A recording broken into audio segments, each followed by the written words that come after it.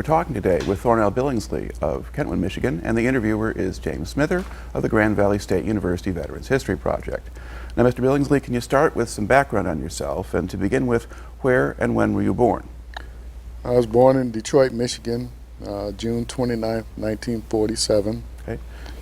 Did you grow up there? I grew up in Detroit, yes. Okay.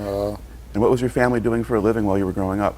Well, my dad was a career soldier, so he was never around. Mm-hmm. My mom and my great-grandmother actually raised myself and my siblings. My mom worked in the school system for a while, finally got a job with the state, working at state hospitals. Mm-hmm. Of course, my great-grandmother was already retired, so she was always home. Basically, that was it. We're pretty poor. Grew up on the east side of Detroit, went to Pershing High School. Mm-hmm. So I don't know, I'm not sure, what was your father, like a senior sergeant sort of thing? Or? Oh, he was a sergeant major. So, yeah, okay. Yeah. So about as high as you can go up in the enlisted ranks anyway. Yeah. But that still didn't pay particularly well at that time. No. Well, I mean, he sent money home, mm-hmm. but shortly after my brother was born, the one next to me, my mother and father divorced. Oh, okay. And of course, he stayed in the military. Mm-hmm. Yeah. So you really are kind of on your own at that point. Right. Okay. Did you finish high school? Yes, I did. That's right. You went to Pershing. Okay. When did you graduate? 1965. Okay. And then once you graduated from high school, what did you do? Actually, I went to work for Chrysler. Initially, had worked since I was 14, but mm-hmm. I got a good job at Chrysler. Worked there about, 9 months, and actually got fired. And they agreed to bring me back, but it was too late. I was drafted.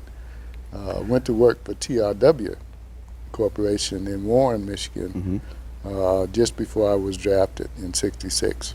Okay. Now, of course, your employment status wouldn't really have affected the draft, though, right? Because Chrysler would not have gotten you a deferment or anything. No. Yeah. All right. So you get drafted in '66, and now at that point when you got drafted, how much did you know about what was going on in Vietnam?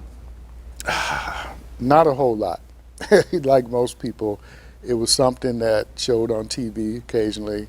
I knew we were fighting over there, but that was about it. Mm-hmm. Yeah. All right. Now, let's see. Had you done a draft physical already by that time? Oh yeah, yeah. Because once I turned 18, we went through all of that, and because my family was always military, my father, my uncles on both sides. I had 8 uncles on my father's side, 4 on my mother's side. All of them served in the military. Mm-hmm. So it was no question what I was going to do. Right. Yeah. You knew you were going in there. Yeah. And so then once you now get the draft notice, how do they process you, or what happens now? Well, from there, we had to meet at Fort Wayne. We took the train to Fort Knox, for basic training, and that whole period started. Okay. What kind of reception do you get at Fort Knox? It wasn't bad. I mean, drill sergeants are drill sergeants, Immediately they let you know they're in charge and they're going to train you to become a fighting man, so that was about it. How much had your relatives told you about how this worked or what was going to happen? Oh, I knew quite a bit. Okay. Because all my uncles, like I say, were in. Didn't get a lot of information from my dad because he wasn't around, but my uncles gave me a lot of information. Okay. A lot of information. So you had a little better idea of what was going to happen to you maybe than some guys. Yeah. All right. And then did they spend a number of days processing and doing tests and stuff? There was a few days testing, because they want to know what your aptitude is. From there, of course, we got, before we finished basic, me wanting to be airborne, volunteered for that. So there was no question about where you were going. Right. Okay. That was automatic infantry. Yeah. Okay. Tell me a little bit more about just what actually happens in basic training. Well, basic, you go through, your calisthenics every morning. You go through the training for rifle, training for a little bit. At that time, they did for jungle training because they knew you were going to Vietnam. All the basic hand-to-hand stuff. What else? A lot of marching, a lot of uphill. There was a hill at Fort Knox called Suicide Hill that everybody dreaded because you had full packs on and you hiked that thing I don't know how many times, you know, that kind of stuff. And then how much emphasis was there on discipline? Oh, a lot, a lot. I remember one time we were in formation because once you're at attention, you can't move, you can't do anything. And I got stung by a bee in the back of my ear, and I did not move. So, you know, I mean, they stressed it. And we had pretty good drill sergeant. Him and his assistant was probably one of the two better drill sergeants at that time, because we saw some that were kind of like, ugh, I don't want to go with that guy. But these guys taught you a lot, especially with discipline. And they weren't, I would say, they weren't overbearing with it. You know, they made sure that you understood that this is discipline and this will save your life. Yeah. Okay. So they weren't doing too many things just to mess with you. Right. Yeah. All right. Yeah, we were fortunate that way. Okay. Now, what would happen? I mean, well, I guess for you, it was probably relatively easy to adjust to this, or you? Yeah, because I was an athlete all my life. Yeah. And for me, you know, the calisthenics, the walking, the hiking, it was nothing. Yeah, You know? and you understood the military a little bit better just Right. with the family background. Right. What about the guys around you? How did they adjust? Some had a hard time. Matter of fact, there was another guy that went to Pershing with us, and he, I think it's somewhere around the 4th or 5th week of basic, because at night, you know, you get a chance to sit around and talk, whatever. And most of us, especially from Detroit, we're into Motown. So we'd always played Motown music, Temptations, Supremes, Miracles. And with us, especially me and this guy, we like to dance. So we would do the Temptations routines and stuff, and you know, and they, of course, everybody called us Motown. Well, this guy decided he was going to get out. So what he did, he swallowed some aluminum foil and complained about his stomach, and he got out. Okay. So that was just one guy. You know, another guy had some bad feet, flat feet or whatever. He made it through, but it was difficult. You know. Now you had gone in with some friends, right? Oh yeah. So how did that happen? Well, we just, for whatever reason, we all got drafted at the same time. Okay. You know, I mean, we all went to junior high school together, and we all went in the same day. So. All right. So you were just there together, but then, and pretty much anybody out of Detroit normally got sent to Fort Knox to train, Right. unless it was full, Yes. and then they sent you someplace Right. else. Yeah. So yeah, you were just kind of there together to a certain extent by accident, but Right. it meant that you had some guys you knew there with you. Oh yeah.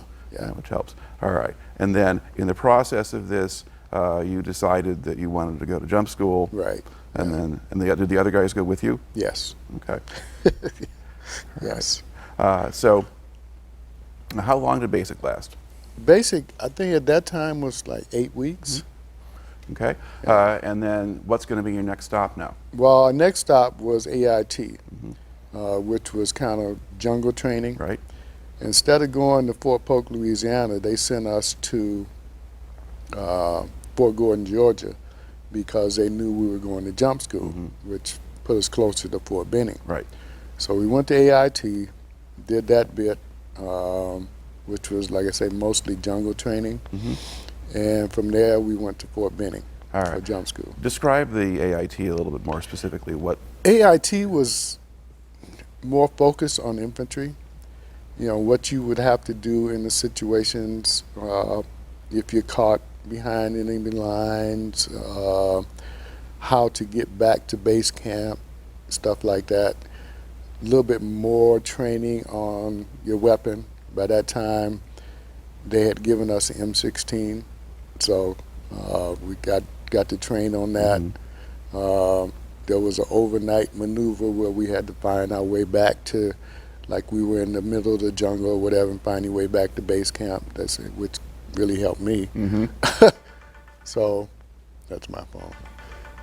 So I should have turned that thing off. Probably you can just go ahead and do that, and because they can edit this part out. Okay.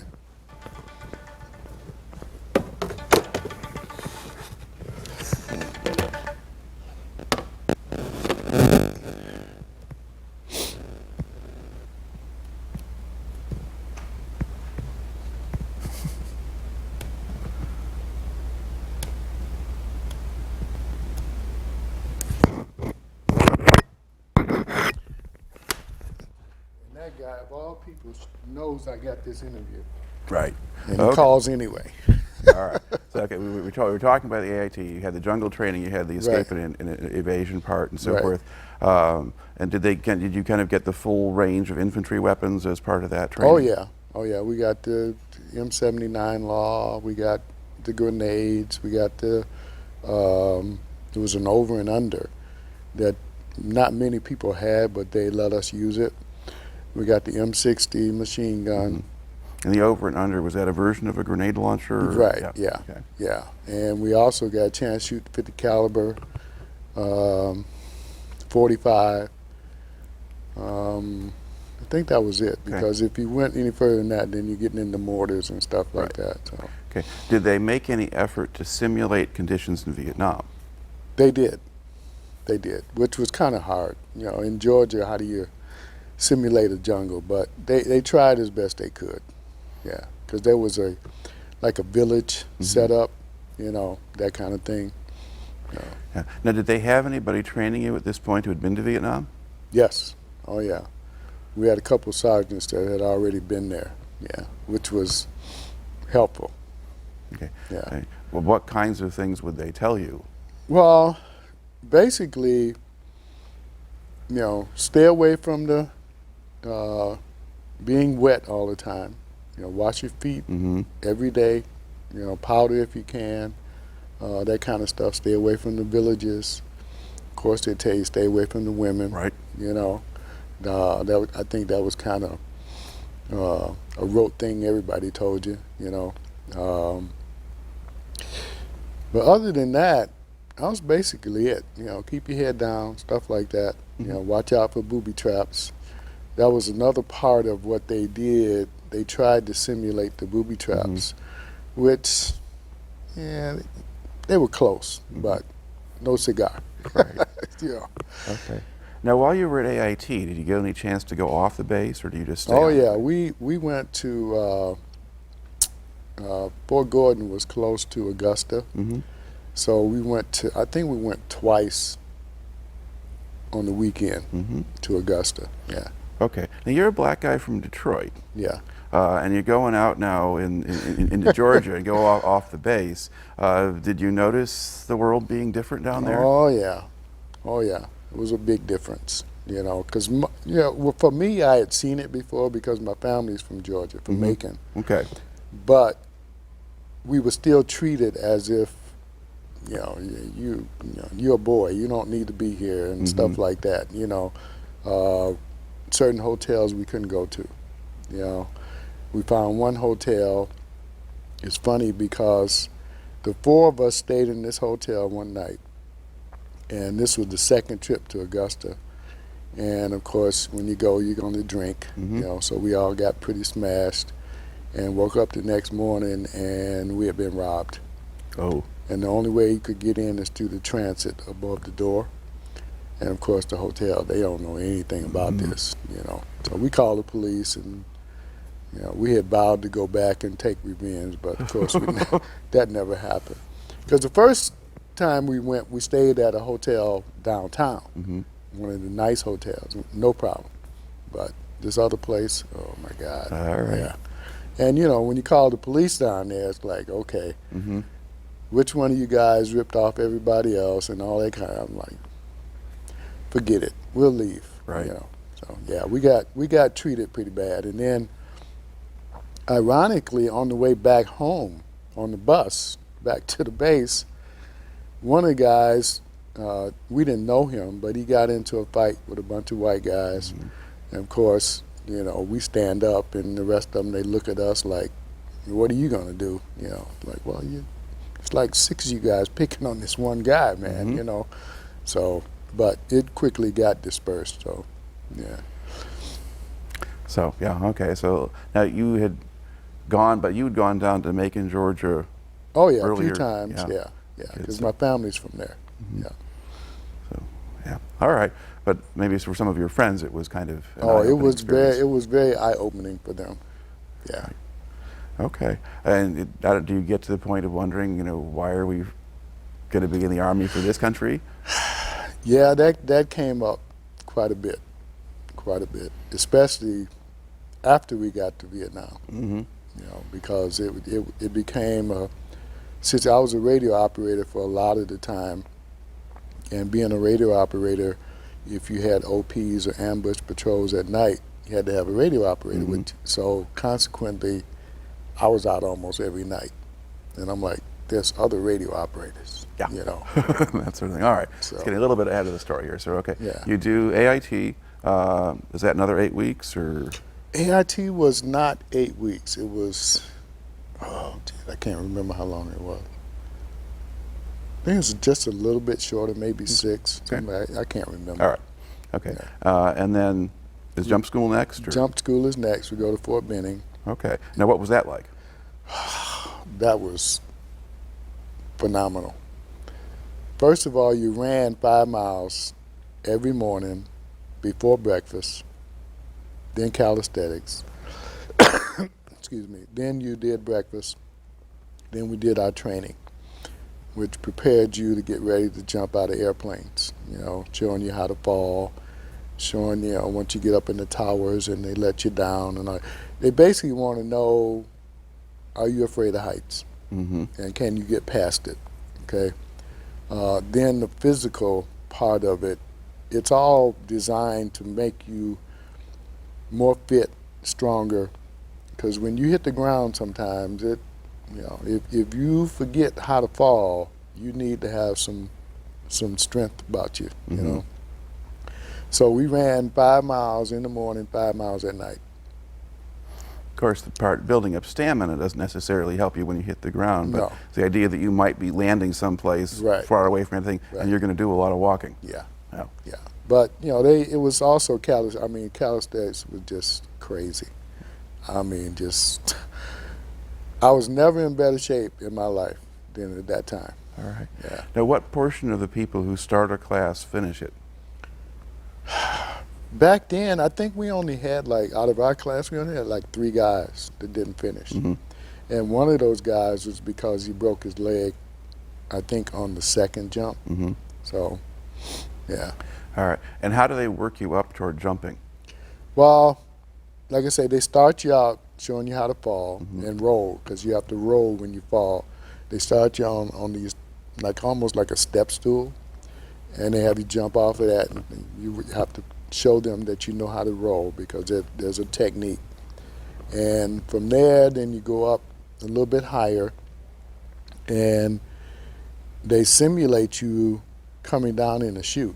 They take you up, and the chute is already deployed, and then they drop it, and you have to come down and fall, right?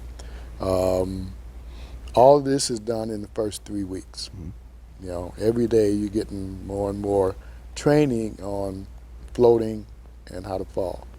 And the 4th week, you actually go out and you have to make 3 complete jumps before you get your jump wings. All right. So what was that first jump like?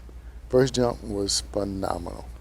And I think there's a misconception, because most people think you're going to be afraid on the first jump. No.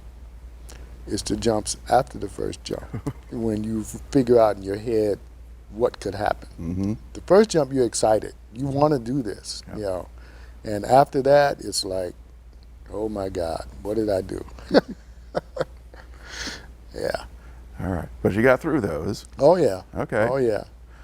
And now at this point, once you finish jump school, is it going to be home in Vietnam, or do you get other training? Well, what happened was we were supposed to go home and go to Vietnam, But what happened was we went to Fort Campbell with the 101st. Mm-hmm. I was only there 2 weeks, but from there we went home and then went to Nam, which made us miss the combat jump in Vietnam. Mm-hmm. Yeah. We were 2 weeks late. Yeah, because the unit that you would join, the 173rd, that was the one Right. unit that actually made a combat jump Right. in Vietnam. Yeah, and we All right. just missed it. All right. Yeah. So you get home for 2 weeks, and what was it like going home after the training? Did things seem at all different, or? Not at first, because I think because of my family and the neighborhood I grew up in, and also the place that I worked at TRW, which had a big veteran contingency, and their nickname was the Old Guard. So I actually went out there while I was home wearing my uniform, and I was, accepted pretty much. My family, of course, accepted me. Right. So that was not a problem at all, and we were pretty proud, because now I'm wearing jump boots, I've got the wings on, Yep. the whole nine, and you're pretty proud about that stuff. Right. Yeah. Okay. And then how do they get you out to Vietnam? Flew. Okay. We went to Fort Dix, and then of course into the airport, and we flew from Fort Dix to California, San Francisco. Mm-hmm. From San Francisco to Hawaii to, and I believe we stopped in Okinawa Mm-hmm. briefly, and then we went to Vietnam. Okay. And where did you land in Vietnam? At Tan Son Nhut Air Force Base. Okay. Yeah. And did you come in during the day or at night? During the day. Okay. Actually, it was in the morning. Yeah. And what's your first impression of Vietnam? Hot. And you were thinking, okay, what are we going to land into? Mm-hmm. And it was actually pretty peaceful, around Tan Son Nhut. So we were like, okay, where's the action? What's going on here? What do they do with you once you get off the plane? Well, you go through a little orientation. They kind of brief you and tell you stuff not to do, of course. And here comes to talk about the women again. Mm-hmm. Then they assigned you to a unit, which at that point we knew we were being assigned to 173rd. Myself and a guy named Ed Williams got assigned to 2nd Bat A Company. So he and I went to 2nd Bat. Cornell went to the 1st Bat, and Thomas went to the 4th Bat. All right. So we all got separated except for me and Eddie. Right. So, You're in the same brigade, but Right. now split up into different units. Right. You'll Yeah. not see a whole lot of each other. never at, see at each that other. point. Yeah. Never see each other again. All right. Yeah. Now, where was the 173rd operating at that time? At that time, we were at Bien Hoa. Okay. Yeah. All right. And so, what was the experience like to join the unit? What kind of reception do you get? Or Well, initially, because they were out on operation, mm-hmm. there was nobody back in base camp except for the XO clerks, Mm-hmm. supply sergeants, stuff like that. So I got assigned to a hooch. First off, Eddie got assigned to a different hooch, and the first night I'm in the hooch by myself, because everybody else is gone. Mm-hmm. And it was funny because, it's pitch black. There's no lights, So I find my way to a bunk. You got the mosquito net up, and I get in the bunk, and of course I'm not going to sleep, And halfway through the night, I felt something trying to get on the bunk. And I'm like, oh, what is this? And I'm just kind of laying there, and I'm starting to sweat, and I'm wondering, what is this? Is this some kind of animal that I don't know about? And this went on for probably about a half an hour. And finally, I hit it. I said, enough of this. I swung at it. It's a puppy, because it yelped. The guys that had that bunk had already left country, Mm-hmm. and that was his puppy. Oh. Trying to get into bed, which was a big relief. Mm-hmm. Yeah, yeah, it wasn't a rat anyway. So No. okay. No. Now, did they send you out to join the unit in the field, or did they just come back? They came back a couple days later. Okay, then that's when I met everybody. Mm-hmm. I was in the 1st platoon and started getting acclimated. It wasn't long that I went on my first operation, though. All right. Now, how did the other guys treat the new people, or were you just the new guy at that Well, point? you just, what they call an FNG, Mm-hmm. you know, I was just the new guy, you Mhm. know, because, you know, nobody knew me, you know. But it didn't take long, you know, once you tell people where you're from and how you grew up and you become friends Mm-hmm. real quick, real quick. All right. I mean, so were there, what was there to the ethnic mix of the platoon? The platoon was probably, I want to say, 60% black, Okay. 20% Hispanic, and the rest white. Okay. Yeah. So yeah, you can have you're not just by yourself in, Right. in this particular Yeah. case. Okay. Yeah. And what happens when you go out on your first operation, or what's it like to go in the field for the first time? Well, we went out, took choppers first, and we rode a lot of choppers. Before we even landed, we getting sniper fire. So I'm thinking, okay, now you got to do what you were trained to do. Mm-hmm. So we get close to the ground, and the pilot says, jump. I'm like, you supposed to land? He says, jump. I was like, oh, God. So here we jumping out of this helicopter, and I don't know how many feet off the ground, because all you can see is this tall banana grass. Mm-hmm. We had to be like 10, 12 feet off the ground. So we jump, hit the ground, and we hit the ground running. So you're running towards where the sniper fire is coming from. You know, guys are just laying down every few feet, fire, Mm-hmm. go towards the sniper fire some more. And we did that probably about half an hour, Okay. and it was over. And did you recognize what they were doing from training? Oh, or- yeah. Oh, yeah. I knew immediately. Yeah. Yeah. All right. And then basically, did the snipers just disappear at some point, or? Well, they got one of them. Mm-hmm. They said there was 3. You know, I don't know. I mean, I'm new. I don't know Mhm. what to look for, you know. Yeah. But they got one of them, and I guess the other 2 kind of took off or whatever. Yeah. Okay. And now what happens? Well, now we start walking. So you walk. We probably walked for a better part of the day until we, you know, came to the spot where company command said, okay, this is where we're gonna bed down for the night. So you dig your foxholes, 2 or 3 guys to a foxhole, and you sit down and cook yourself something to eat, you know, out of your sea rations. Kind of like, you know, BS a while, and Mm-hmm. one guy takes over first watch at that foxhole, and you take turns all night, you know, a couple hours, and then that's it. Now, was this the whole company together at this point? This was the whole company. Okay. Yeah. And so when you would move, and were you in jungle or mixed terrain, or what was it like? It was there? mixed. It was mixed because there were some spots you could probably consider an LZ. Mm-hmm. There were some spots that were jungle, and I think the first place that we went was real close to Swan Lock, which was a lot of rice paddies. Mhm. So we encountered a lot of rice paddies after the initial going through a patch of jungle. Right. So, And then would you move on trails or off trails? oh no, you never walked on a trail. No, you made your own trails. Mhm. No, if you came across a trail, you had the point man who tested the trail even before we crossed it. Mm-hmm. And then we crossed, you know, in an area probably about 10 yards wide. You didn't go past that because you didn't know what you're going to run into, Mm-hmm. and then we moved on. Okay. One thing about the 173rd is that they were very well trained in how to operate in the jungle. Mm-hmm.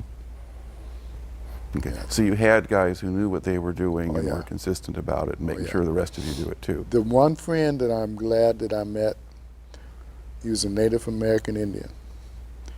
And he, for whatever reason, he took me under his wing. and he taught me everything he knew. Mm-hmm. The only thing that I could not do that he did, he could smell them. Mm-hmm. How? I don't know, but he could smell. He could tell. He said if Viet Cong were around, he knew instantly. Mm-hmm. Well, they say you could smell people sometimes just by the nature of what their diet was, Right, or when they exactly. were going to send. And that's how they detected us. Yeah. Yeah. All right. So, did anything else happen on that patrol, or was it quiet? That was pretty quiet. I think we ran into one other sniper, but it was just one guy, Mm-hmm. and he quickly disappeared. Okay. So, Now, basically, when is it that you start patrolling? This March of '67, was that right? Yeah. Okay. Yeah. So you're there, and then how long do you stay around Bien Hoa? well, we stayed at Bien Hoa until had to be May. Yeah, because in May I went on my first R&R to Taipei, and we were already at Pleiku. Okay. So we were at Pleiku, and then maybe 2 or 3 days, Sergeant came along. You want to go on R&R? Sure. So I went on R&R and came back. We're still at Pleiku. We were at Pleiku probably, I want to say maybe 3 weeks or more, Okay. and that was the monsoon. All right. So it was raining every day, all day long. Okay. Let's back up to the sort of the first couple of months when you were operating out of Bien Hoa. Did you have much enemy contact during that time? We had contact, yeah. Okay. It was light, but we did have contact. Never ran into any North Vietnamese regulars. Mm-hmm. It was always, Viet Cong. And we run into them, sniper fire. It might be a small, I think one time there was a small kind of like maybe, not even platoon, squad Mm-hmm. maybe, that kind of thing. We captured one guy, I remember, because I remember them calling in a chopper to take him out to be interrogated. Mm-hmm. Yeah. Okay. And so was your unit taking many casualties at that point? No, not many at all. All right. And were you doing just sort of patrols that would last a day or two, or were you out longer? No, patrols lasted at least 2 or 3 weeks. Okay. At least, yeah. Right. And once we did that, we go back to base camp for a few days. And of course, we'd all get together and go to Bien Hoa. There was a bar in Bien Hoa called the TV bar that the 173rd kind of controlled. Mm-hmm. So. All right. Now, when you're out on these patrols, were there a lot of civilians in those areas? No. Okay. The only time we saw civilians, we ran into some mountain yards. Mm-hmm. But that would have been later on. That right? was later on. Yeah. Okay. For whatever reason, our unit never ran into a lot of civilians. Most of the time, we ran into Viet Cong. Okay. So you're not in areas that have a lot of villages? No. Or if there were a village, you didn't go through it? No, we didn't go through them. Okay. And you didn't see people out there tending their fields or things like that? No. Okay. No. So it was just you and the Viet Cong and nature at that Yeah. point? Most of our stuff was just walking through the jungle. Mm-hmm. Yeah. All right. Now, how do you wind up going to Pleiku, or what happens then when you move? Well, General Westmoreland considered us his pets. Mm-hmm. So wherever he felt like he wanted to concentrate some effort, we got picked. Okay. So for whatever reason, we got sent to Pleiku. We had a convoy from Bien Hoa to Pleiku. And got to Pleiku, and I can remember it raining. And that was the first time I heard Hanoi Hannah Mm-hmm. on the radio. And we were going into the Andrine Valley, okay? Mm-hmm. And she came on the radio that night and told us that's where we were going. Okay. And that they were waiting for us. I remember that. I'm like, what? Crazy. Mm-hmm. Yeah. All right. And then how long did you spend then in Pleiku, you think? It wasn't long. It wasn't more than 2 or 3 weeks All right. at most. And was there a base there at that point that you were Small operating on? base, yeah, a very small base, yeah. So there was not a divisional base there yet? No. Because there would be later, but not yet. Yeah. Okay. All right. And then when you move out, what do you do? We move out, it was the same thing. We went on patrols, small patrols. We ran into one particular firefight, I remember at Pleiku, where a couple of guys got hit. And that was the first time that I saw actually an American get wounded, Mm-hmm. And I kept thinking to myself, we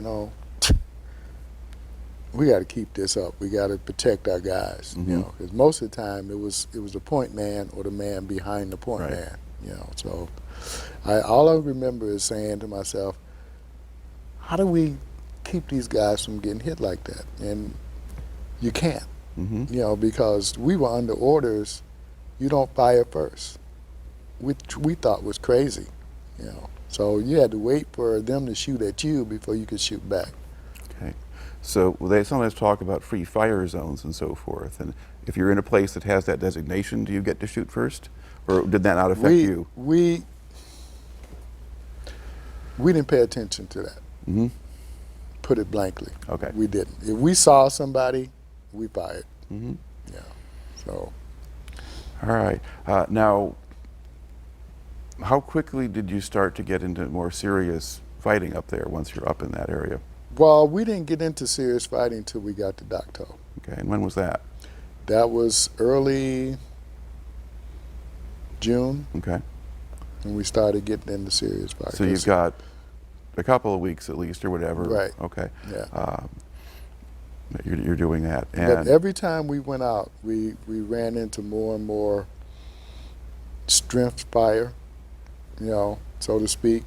We noticed that, this was getting a little bit more concentrated. Mhm. Yeah. And could you see signs of enemy presence, footprints, yeah. or things like that? Well, footprints, we ran into base camps, tunnel systems that we had never seen before, Mhm. stuff like that, yeah. Okay. At this point, are you the companies operating just as companies, or do they break up into platoons, or what are you doing? We're pretty much operating as a company. Okay. And about how many men were in the company at that point? Well, officially there was 141 in our company. But of course you got some people back at base camp, you got some people on R&R, you got some people, getting ready to deload back home. So really out in the field you may have 130, 125. So, yeah. All right. And so there's a period of time there where things are getting a little more ominous, or you have a sense that something is going to happen. Yeah. All right. And then, well, I guess that kind of gets us up here to Dak To. Now, do you move? I mean, Dak To is just a small place in the jungle, right? There was some kind of base Central there? Highlands. Yeah. We had a base camp, which they also had an airfield. And of course, being air mobile, we took a lot of chopper flights. Right. So we would leave the base camp at Dak To, fly out a certain area, choppers would drop us, and then we patrolled for a while, and that's when we started noticing all the, a little bit more concentrated stuff, And I think it was like the third time we went out, which was the Battle of the Slopes, 22nd of June. On the 20th, I think we went out. The 21st, we ran into a tunnel system, a base camp. Of course, the smaller guys went in the tunnels and all that, And that night, company commander decided, okay, we're gonna bed down here until in the morning, and then we'll take off. But in the morning, I want the 1st platoon to drop CS crystals in this tunnel, which was my platoon.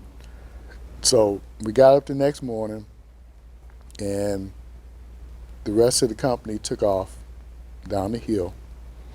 We dropped the crystals, And as soon as we dropped the crystals and got our rucksacks and stuff and ready to go, we heard all this firing.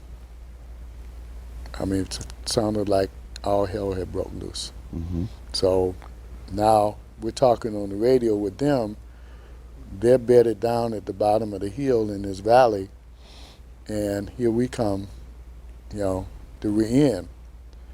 By the time we got there, probably, I'd say a quarter of them had been hit or killed, and that's when it all started.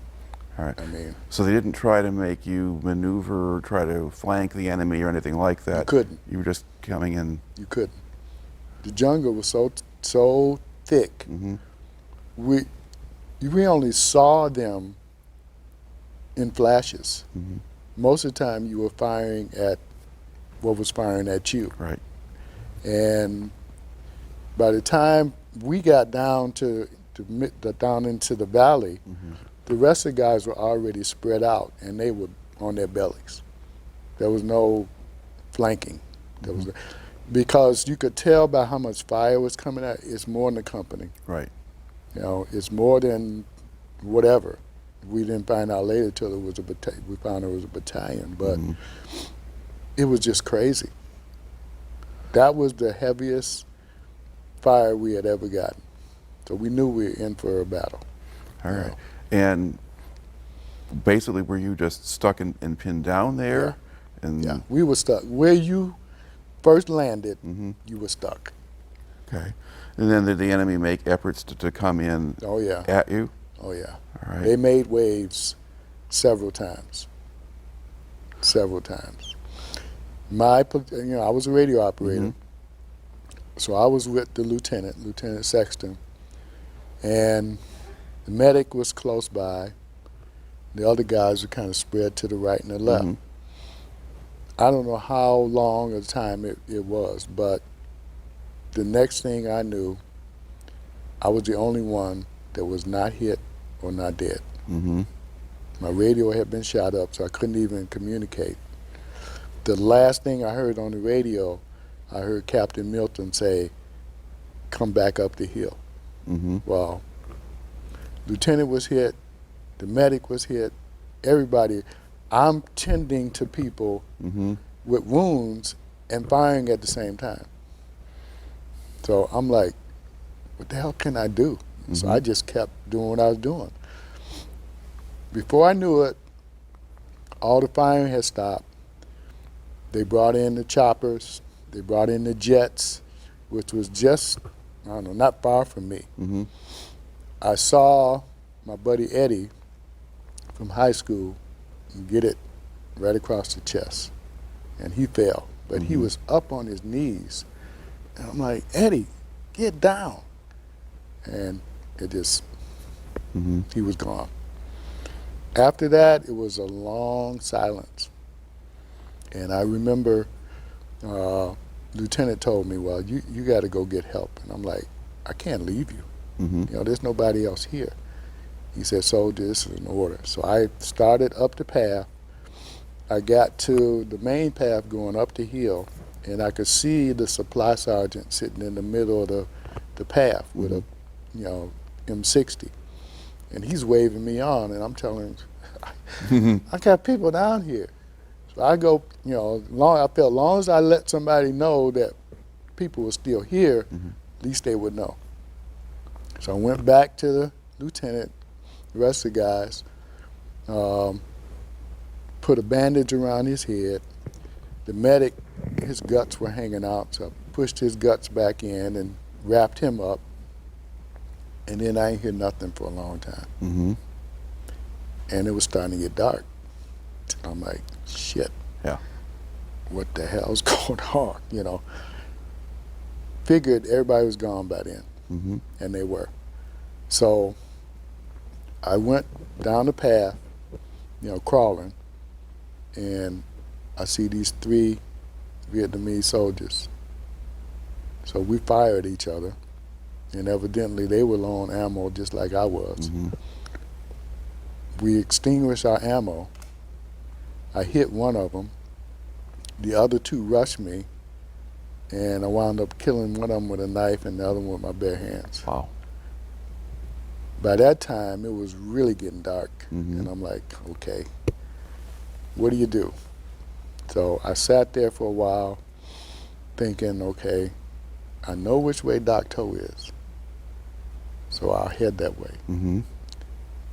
And I started walking, and if I heard anything, I stopped and waited for like half hour before I moved again. I did this for 3 days. Okay. Did you have any food on you, or? I had one meal. That was it. I wound up eating grubs, some vegetation. You know, I had very little water. I didn't have much water either. Once that was done, after like a day and a half, I just kind of made do. Yeah. My sergeant thought, you know, because when I got back to Dak To, he was the first one I saw, Sergeant Sanchez. He said, "Billingslea, where you been?" I'm like, "Sarge, I'm just getting back." He said, "I put you in for mission in action." I'm like, "Well, I was for 3 days." Now, over the course of that time, did you ever actually see any Vietnamese, or just? Yeah, I saw a couple times, Okay. but I just laid there and was still and quiet, you know, until they went past. Yeah. All right. But you walk, okay, and then, so you just walk up to the base perimeter? No. When I got close enough to see the perimeter, what I did, I took my helmet and I separated my steel pot from the helmet liner, and I stuck my steel pot up in the air, and I started yelling at the guy who was on duty, because I didn't know a password, you know, and he recognized me. Okay. And he said, "Come on in," you know, because I knew you don't just walk up there like that, because they got claymores out, you know, they got booby traps. I'm like, no way. So he helped me walk through all of that. Okay. And then once you got back in, did you find out what happened to the people you left behind? Yeah. Sexton, Lieutenant Sexton died. The medic died. There was only one guy. What was his name? He was kind of a new guy. He was the only one that made it, because they went down the next morning and got everybody out. Now, had they just died of their wounds, or the Vietnamese? But the Vietnamese hadn't come in. Most of them died of it. A couple of them were, you know, because there's no way of telling whether they died that day or they died during the night when they could. But they did say that they came in that night and they heard fire. You know, and I heard fire that night. So I knew that some of them were being killed. You know, so if you had stayed where you were, you might have been in trouble. Yeah, I would have been in trouble. Definitely. All right. Okay, so now you've gone back, you rejoined the unit, and you managed. Had you been hit yourself in this, or were you still? At this point, you haven't been hit. I had not been hit. Okay. No. Now, do they have to rebuild the platoon, or what happens? Yeah, they had to get reinforcements in.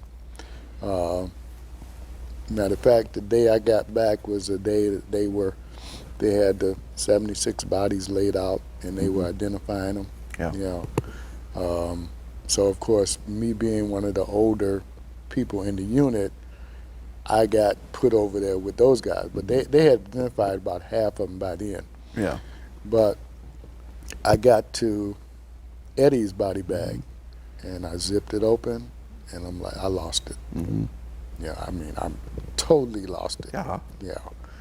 So they told me, said, "Okay, Billingslea, you can be dismissed." You know, and General Westmoreland showed up on the 29th. We went out the night of the 28th.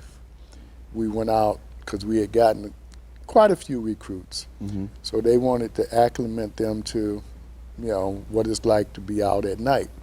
So we went up in the hill, and that night, what happened was, I hadn't had much sleep in like 4 days.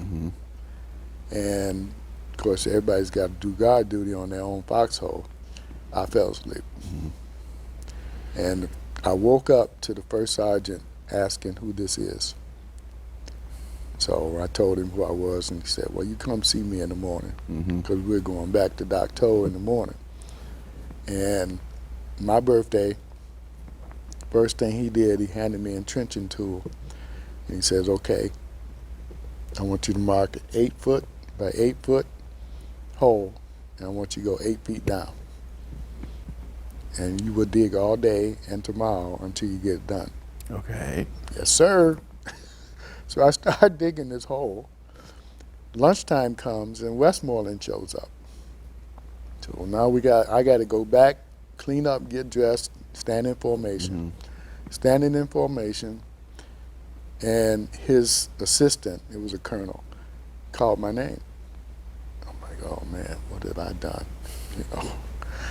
So I walk up, saluting General Westmoreland, and I'm shaking like a leaf. And he says, soldier, I got something for you. And he pins the bronze star on me. Mm-hmm. I had no idea Sergeant Sanchez had put me in for this thing, Mm-hmm. But I'm like, what a sigh of relief, After that, did you have to go back to the hole? Yes. I dug that hole until dusk. First sergeant was satisfied, and he said, okay, now fill it back in. Mm-hmm. But I was 20 years old. Okay. Yeah. Now, how many men were left in your platoon who had been there before that fight? 18. Okay.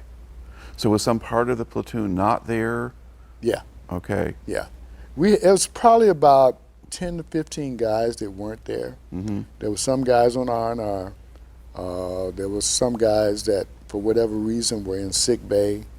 Some guys that were in like company headquarters, Right. That Okay. sort of thing. But of the guys who had actually been out there in the field, that was you? Yeah. Yeah, okay. Did they move anyone in from other platoons to help give you some more experienced guys, or did they just add new guys? We had a couple sergeants from other companies, yeah. Mm-hmm. But then most of our guys came from the States. Mm-hmm. There were some sergeants. Matter of fact, Sergeant Webb, who was our trainer at jump school, came to our platoon. Okay, and then some other guys, and another guy that I went to school with came. He was a medic. Mm-hmm. He showed up in our company. All right. And then you would have gotten a new lieutenant, or did you just have Oh a yeah, second? we got all new lieutenants. Mm-hmm. Yeah, and most of these guys were out of West Point. Okay. Yeah. Now, was that a good thing or a bad thing? It can be good, but most of them is bad because they don't have any experience, and if they're really gung-ho and ambitious, they want to make a name for themselves at the expense of everybody else. Mm-hmm. Instead of listening to a first sergeant or staff sergeant or something to learn. Mm-hmm. We had one guy like that, and I'm glad he was not my platoon leader. Because he was, the guys that he was commanding, I mean, nobody liked him. Mm-hmm. Now, at this stage in the war or in that unit, was there any prospect of fragging or doing anything to kind of get rid of an officer you didn't like? Oh yeah, yeah. A couple people wanted to get rid of the XO. Mm-hmm. Yeah. And what was wrong with the XO? Well, he was obviously prejudiced, for Okay. one. One of the reasons Eddie was in the field, and he'd only been in the field 3 days when he got killed, Mm-hmm. because of the XO. When we got to Vietnam, Eddie, because he could type, got chosen to be a company clerk. Right. Because nobody else knew how to type. Mm-hmm. Eddie was the only one of us four that was married. Okay, so I was happy for him. Mm-hmm. He got sent out to the field because the XO found a white guy that could do the job, Mm-hmm. and he got killed 3 days later. So, Yep. that, among other reasons, not a lot of people like the XO. Mm-hmm. Yeah, there are good officers and there are Yeah. not so good officers. Yeah. Okay. Now, now Dak To winds up being a kind of extended campaign and a whole series of firefights Yeah. and battles. So, do you get back into that again now? Well, we're still there. Yeah. So what happens is after we get the recruits, now mind you, this is like the end of June now, and we go back out on July 9th. July 9th, we get in the choppers, we go back up to the hill, we land. As soon as we land, we're getting sniper fire. So we're charging toward the snipers, and Captain Milton decided, okay, enough of this. He learned from the 22nd of June, you know, let's call in some artillery and get rid of this guy. I don't want to lose any more men. Calls in artillery, and I didn't find this out until last year. Okay, I always thought all these years it was mortar, but no. What got me that day, and him, and 9 other people, was a short round. Oh. Yeah. Myself, company commander, his command post, and 2 guys in my foxhole all got it because of a short round. All right. And then how badly were you hurt? I was hurt pretty bad. This arm was almost blown off. That's what brought me home. Okay. Now, but you'd been hit twice before that, though, right? Yeah. Okay. So let's Those were little like flesh wounds. I got hit right here on this arm, and I got hit on the knee. And when had those happened? Well, the first one, like I say, was in April. Okay. The second one was in June. Okay. So the first one was when you were still back in the Bien Hoa area. Right. Okay. Yeah. Now, when you got hit, like, I mean, did you lose any time in the field, or they just No. took a Band-Aid on you and you go back out again? I went to sick call, probably about half an hour, went back. Okay. This one was a little bit more because it was my knee, because it affected my walking. So I stayed in sick bay about a day, and then went back. Okay. That's sort of minor interruptions. Right. Did you have problems with those wounds getting infected or anything like that? Or okay. No. So they took care of you probably. Yeah. All right. But now this time you're seriously hit. So once you're hit, now what happens to you? Well, first thing happens is sergeant came over, gave me a shot of morphine, wrapped my arm, because I didn't know what it was like. I couldn't feel anything. So he wrapped my arm around me and wrapped a bandage around. Next thing I knew, I was on the chopper, getting choppered out. Went to I'm not even sure where I went, but I went to a mass unit. Yep. And next thing I knew, I woke up probably 2 days later, okay?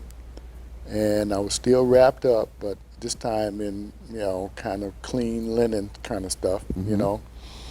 And they told me, write a letter home, let, you know, your family know that you're okay. So I did that. Then they took me from there. We went to the Philippines. The Philippines, they obviously did another minor surgery, which they, from what I understand, what they did, they cut as much dead flesh as they could. Because I woke up and I remember being in a gurney, nurses walking around, you know, they would give me food to eat.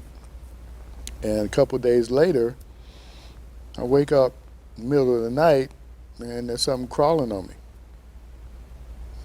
And I reached back with my right hand underneath the bandage. It was a maggot. And I'm like, what the hell? I'm pushing the nurse's back. She said, oh, they put that in to eat all the dead flesh that they can't cut away. I'm like, oh, jeez. So after that, I go to Japan. I'm in Japan for about a month. That's where they did another surgery, and they wanted to take my arm. And I'm like, Captain, you're not taking my arm. So I argued with him for 2 days. And finally, his commanding officer showed up. He was a colonel. He did the surgery. Okay. And the colonel said, you may not be able to use it, but I'm going to save it for you. So, And you still have the arm and you're using it. yeah. So the colonel was right. Yeah. Okay. Now, at this point, you're badly enough hurt, you know, obviously you go home to the States, right? Yeah. How did they get you back? They flew me, medevac from Japan to Alaska, and Alaska to Andrews Air Force Base. From Andrews, they bused me to Valley Forge. Mm-hmm. And get to Valley Forge, and I'm at Valley Forge, and I start rehab and all this stuff, and I was there for 9 months. All right.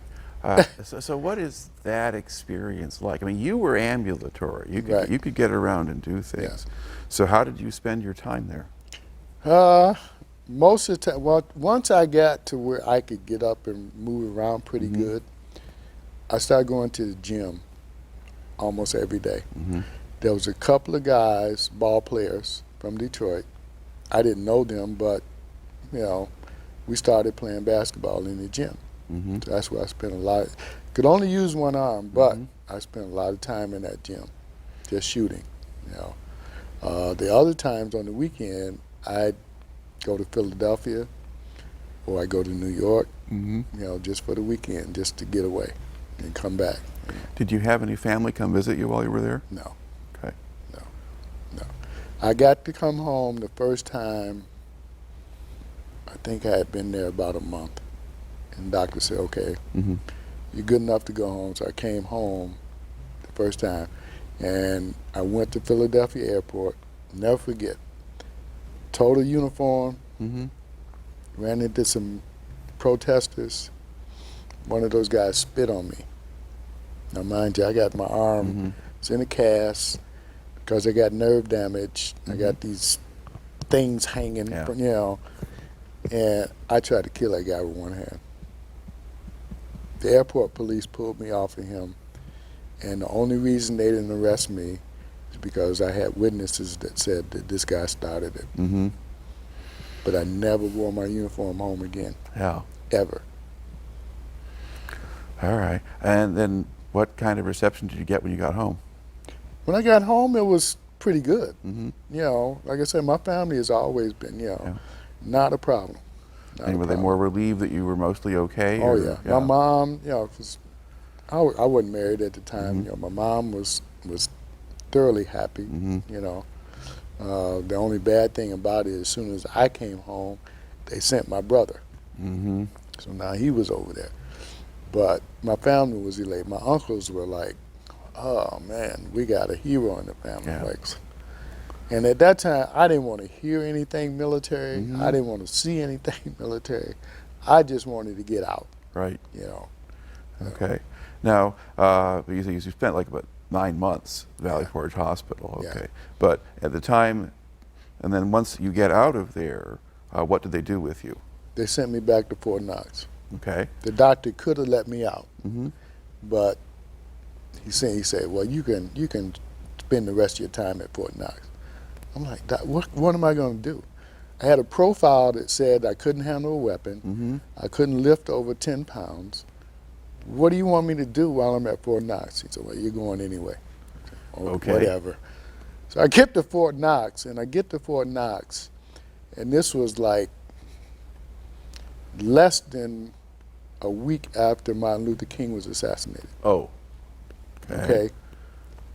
And it's like, okay, now we got this to deal with. Mm-hmm. So you got troops leaving Fort Knox, going to these cities where these riots are going on. Mm-hmm. I can't even go,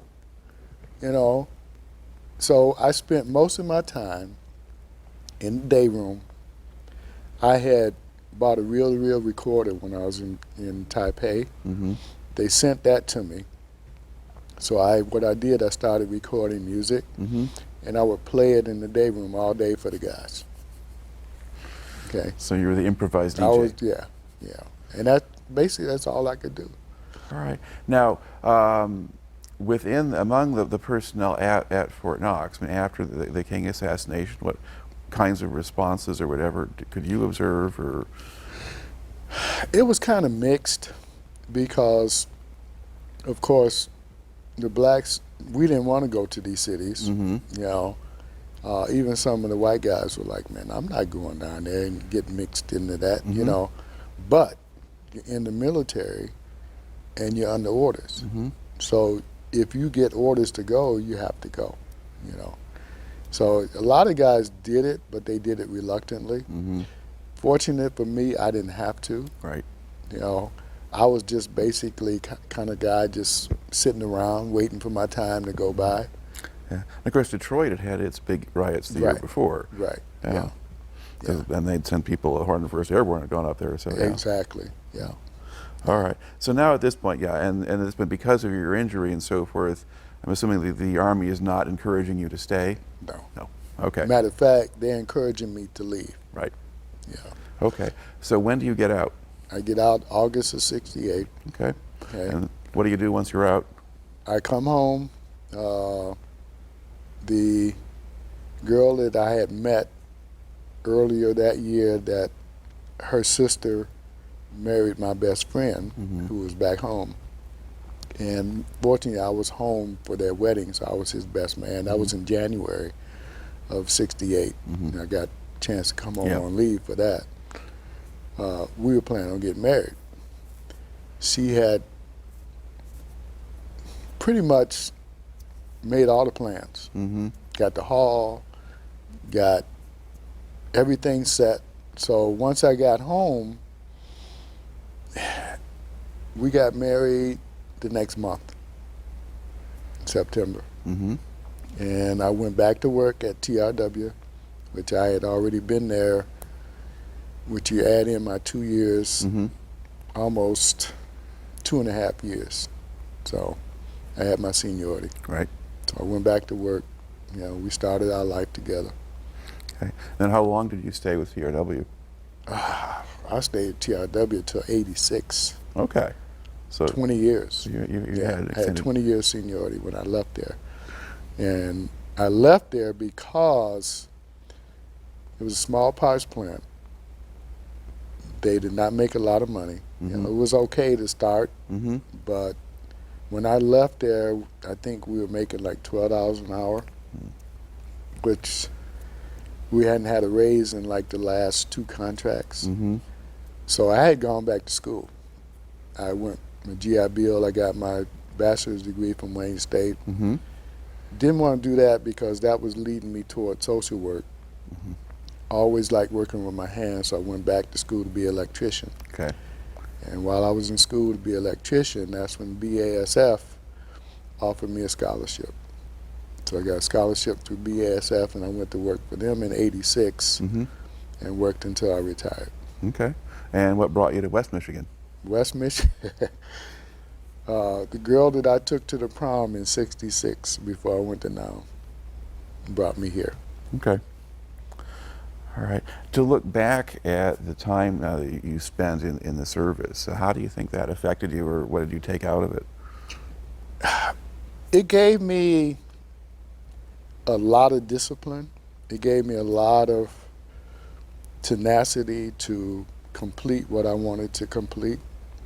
I think because of my wounds, I was more determined than most people. Because I could have given up at any time. You know, because of it, I played semi-pro basketball. Because of it, I went back to school to become an electrician and did that for almost 20 years too. Very successful in that. But it also gave me some down, some negative. The PTSD, of course the injuries.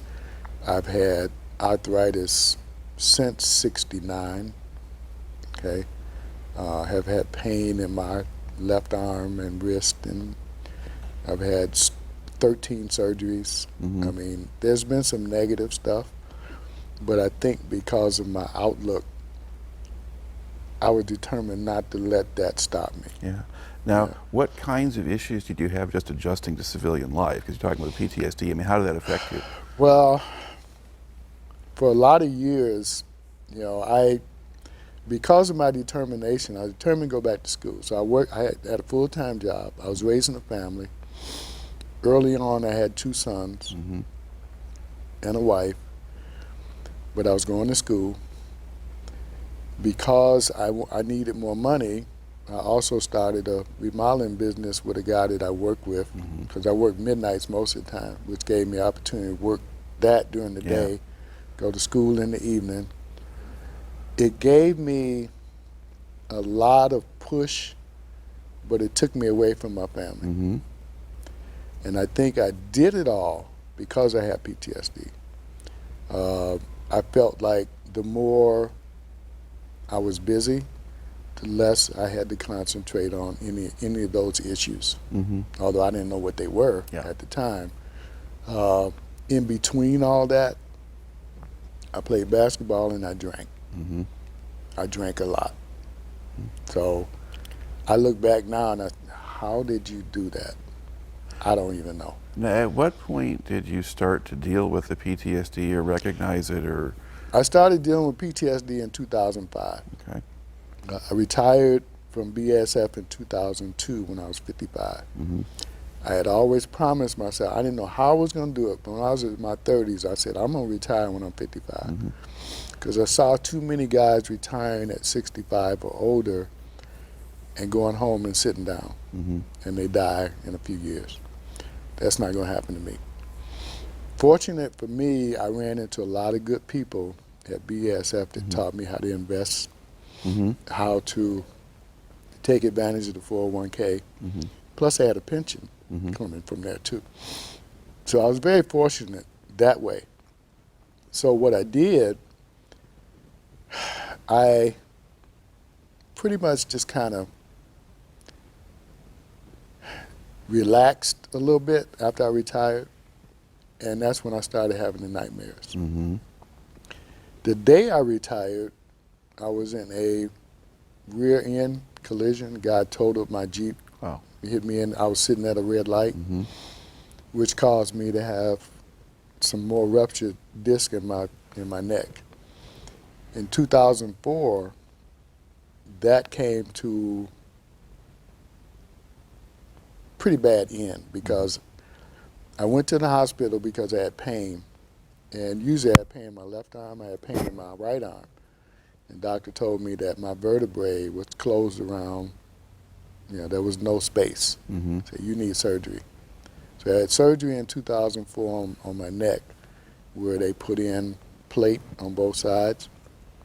And I went into deep depression after that, almost 18 months.